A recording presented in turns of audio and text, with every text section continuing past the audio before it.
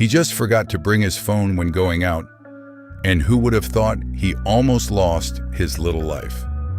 Because just when he opened the door and went back to get his phone, he forgot to pull out the key from the door because he was in a hurry. Just at that time, a gust of wind blew through the house and automatically shut the heavy security door. Seeing this, the man quickly turned the door handle to open it, but unexpectedly, with a little force, the handle suddenly broke off. Witnessing this scene, Ada panicked instantly. He quickly pressed the handle back to its original place and twisted it like crazy. But after twisting for a long time, it did not move at all. This time, he quickly took out iron pliers from the drawer, wanting to twist and open the door directly, but it was still useless. This made him so angry that he directly kicked it. But this door was like a wall of bronze and iron. No matter what, it couldn't be broken. Ada subconsciously wanted to make a phone call for help, but before he could even make the call, his phone unluckily ran out of battery. For this, he had to quickly rush into the bedroom to charge it. But what he never expected was that at this time, there was also a power cut at home. Seeing this, Ada panicked completely because he knew very well that in the place where he lived, basically no one would pass by.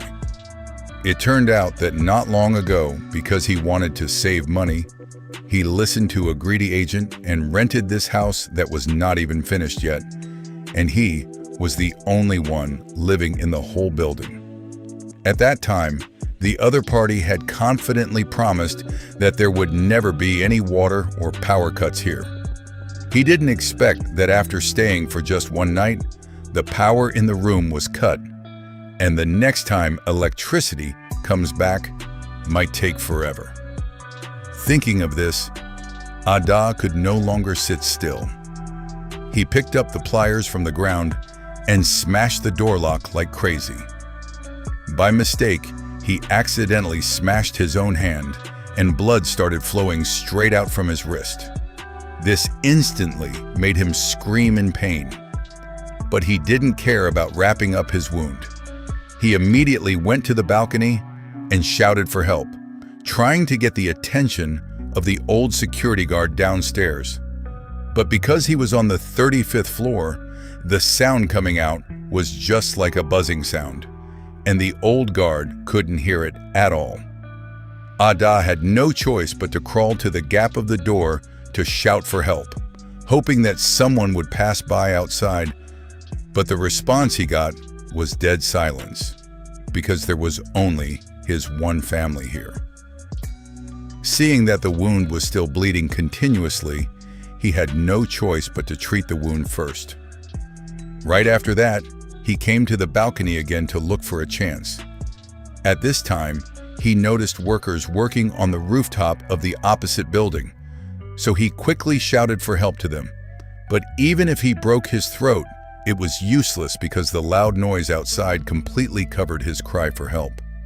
Having no other choice, Ada removed his phone battery and rubbed it crazily on his pants, wanting to charge the battery through heat. However, he almost rubbed calluses on his hands, and the battery still had absolutely no response. This made him so angry that he threw the phone and smashed it to pieces. Helpless, he had to go to the balcony again and shout loudly for help to the pedestrians below, not giving up even until it got dark, stopping only when his throat became hoarse. Being exhausted, he had to decide to ask for help again tomorrow.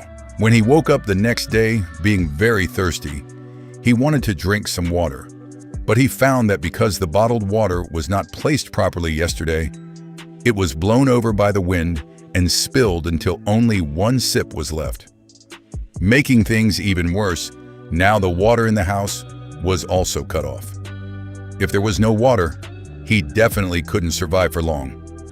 Thinking of this, he quickly came to the balcony to shout for help. But after that intense shouting yesterday, his voice was already hoarse. Having no choice, he picked up a water ladle and kept banging it, hoping to attract the attention of the guard downstairs. But this tiny banging sound, wanting to attract someone's attention, was simply a daydream. Just when Ada didn't know what to do, he suddenly noticed the TV next to him. So without a second word, he pulled out the power plug. Ada thought that throwing such a heavy object down the building would definitely catch the old guard's attention. So after removing the base of the TV, without a second word, he threw it down the high building. He wanted to shock the guard downstairs with this, but who knew the old guard was peacefully listening to music, completely not noticing anything unusual. He never expected that at this moment inside the 35th floor, an unlucky guy was trapped.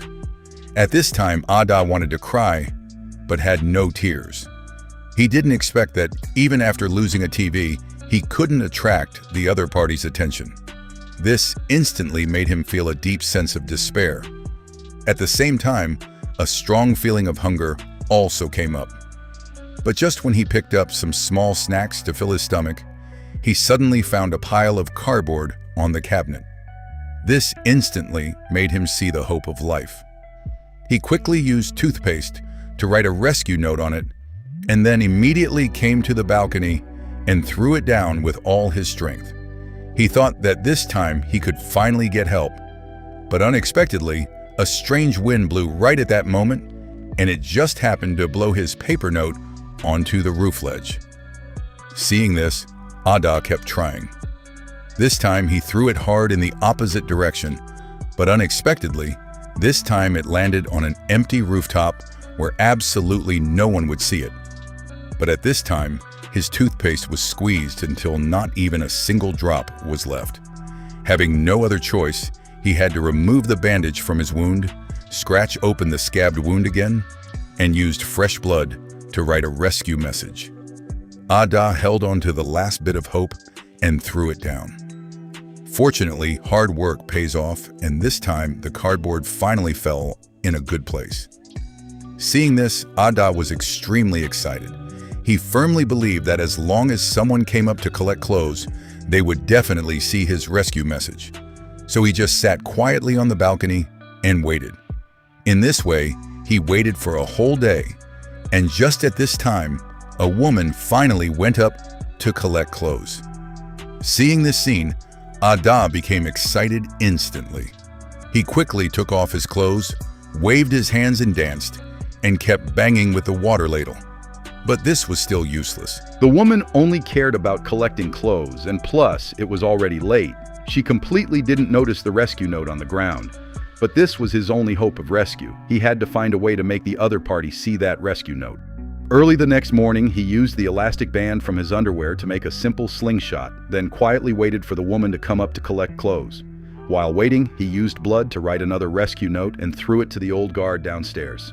But the old guard was still listening to music inside the room, completely not noticing the rescue note outside. At the same time, the woman from yesterday came up again to collect clothes. Seeing this, Ada quickly pulled the slingshot and shot at her. This time, he finally attracted her attention, making her discover the rescue note on the ground. Ada stared closely at every single move of the woman. When he saw the other party following the rescue note to look for him, he felt lucky that he could finally be saved. Without stopping his feet, he ran to the door and banged on it. Very soon, the woman followed the rescue note and came over. Hearing this, although the woman felt confused, she still turned around and left. Ada, who didn't know this, was still crazily banging on the door, but he banged for a long time, yet he never saw any sound or movement downstairs. It wasn't until he came to the balcony and saw the figure of the woman walking back that he realized the other party didn't come up at all. Watching his life-saving straw leave like this, Ada also fell into deep despair. After thinking deeply for a while, he finally made a bold decision. He tied all his clothes onto the railing and then lit them on fire with a big match, only hoping to attract the attention of people outside. Seeing that the fire was not big enough, he dragged his newly bought mattress over to make the fire bigger. Watching the roaring big fire, he was dancing happily, thinking that this time someone would finally notice, right? But very soon, he couldn't laugh anymore because the fire had already spread to the sofa. Probably before the rescue could come, he would burn himself to death first. For this, he had to take off his clothes and desperately beat the fire. In this way, he didn't know how long he struggled, and when he woke up again, it was already daylight the next day. Having gone through that smoke and fire last night, Ada's throat was so thirsty it was about to smoke, but the water at home was already at the bottom. Soon, Ada also fell weakly to the ground. Having lost hope, he quietly waited for the angel of death to arrive. But who would have thought that at this moment, heavy rain suddenly started falling outside? Seeing this, Ada was wild with joy. Being excited, he quickly put his head out and greedily licked the rainwater. Not satisfied yet, he brought a water ladle to catch water. This feeling of drinking water in big gulps was simply too amazing. After relieving his thirst, he quickly brought all containers over to catch rainwater. Seeing that this way of catching water was too slow, without a second word, he rushed into the toilet, removed the flush tank, and tied it to the guardrail to catch rainwater. In the end, he even moved the refrigerator over. Very soon, all the containers were filled with water, and he also took a nice and comfortable bath. Although he temporarily didn't have to worry about the water problem, there was still no sign of food. However, when he woke up the next day, he unexpectedly found that a pigeon had flown into the house.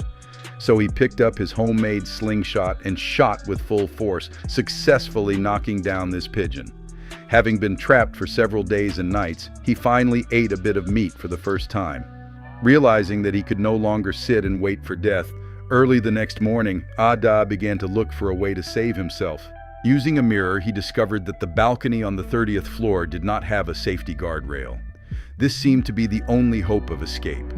Although he was not sure if the door of the 30th floor room was locked, having no other choice, he could only take a gamble. But if he wanted to climb down, first he had to make a gap in the guardrail in front of him. In order to escape from this prison, he had to risk everything and take action. He picked up a piece of iron and started sawing the safety guardrail.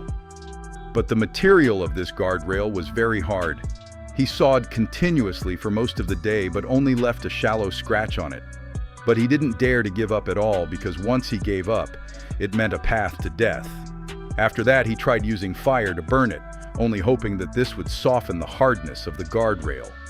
In order to leave this place as soon as possible, he started sawing the guardrail day and night, eating cockroaches to fill his stomach when hungry, and drinking already dirty rainwater when thirsty. After continuing like this for a whole week, Ada completely broke down because sawing through the guardrail would still take a very long time. Seeing no hope, Ada started kicking the guardrail like crazy.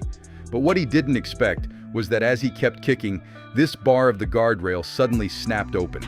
Having no time to think much, he quickly pulled open a gap, and without any safety measures, he resolutely squeezed out, starting his own road of survival. This was his only hope of escape. At this time, Ada did not dare to relax his guard even a little bit, because below his feet was a deep abyss. With just a slight mistake, he would die without a place to be buried. For this reason, Ada only dared to look straight ahead and didn't dare to look down at all, because being in this 100-meter high air, just one look scared him so much that his whole body kept shaking. Therefore, every time he moved down a step, he had to be extremely careful before he dared to take another foot out. Relying on his will to survive, he quickly climbed to the position of the 31st floor. He was just one step away from victory, because he had already observed with the mirror beforehand that the 30th floor had no guardrail, and he could enter the room through the 30th floor. But a new problem also came up. Because the 30th floor had no guardrail, it resulted in him having no place to put his feet. Just when Ada didn't know what to do, he suddenly thought of a good method. Then he quickly pulled out the belt from his waist, tied one end of the belt onto the guardrail under his feet, and wrapped the other end tightly inside his hand. Then he carefully tested downwards until both his hands let go of the wall, and his whole body was hanging in midair. After swinging back and forth continuously, both his feet safely stepped onto the ledge. But this floor did not have a balcony. If he wanted to enter the room inside, he had to carefully slide along the ledge to the window side. So, with both his hands tightly holding the wall and his feet slowly moving forward. Just when he moved to a corner, a slip of his foot almost made him fall into the deep abyss. After readjusting his mindset, he then dared to move his legs again. After a difficult journey lasting for half an hour, he finally reached the 30th floor safely. But before he could breathe a sigh of relief, he found that the French window here was shut tightly, and no matter how he tried, it wouldn't open. Having no choice, he had to take the risk of falling down and kicked crazily with his feet. Only then did he manage with great difficulty to break half of the window. After that, he went to the door at the very first moment, and with a nervous heart, he opened the room door. Fortunately, he gambled correctly. Having been trapped for half a month, he finally escaped alive, and the movie also came to an end here.